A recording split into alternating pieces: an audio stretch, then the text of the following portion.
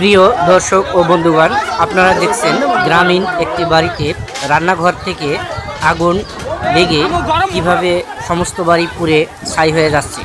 আমি এখন দাঁড়িয়ে আছি একটি বাড়ি পোড়ার সামনে, ভিডিও করছি। আপনারা দেখছেন এটা গ্রামের একটা রান্নাঘর থেকে আগুন তৈরি হয়েছে। এখন চৈত্র মাস, গ্রামগঞ্জে অহরহ এই ঘটনা ঘটে থাকে। আপনারা সকলেই সাবধান থাকবেন, বিশেষ করে রান্না করার সময়।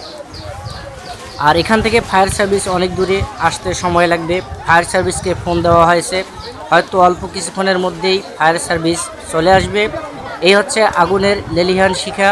আপনারা দেখছেন কি দাউ দাউ করে আগুন জ্বলে উঠছে। গ্রামগঞ্জে যেসব মা বোনেরা রান্না করবেন, রান্নার সময় সাবধান থাকবেন, খুব সাবধানতা অবলম্বন করে রান্নার কাজ পরিচালনা করবেন। হে আল্লাহ, তুমি এই গ্রামটিকে, এই পরিবারটিকে রক্ষা করো এবং শান্তি দাও।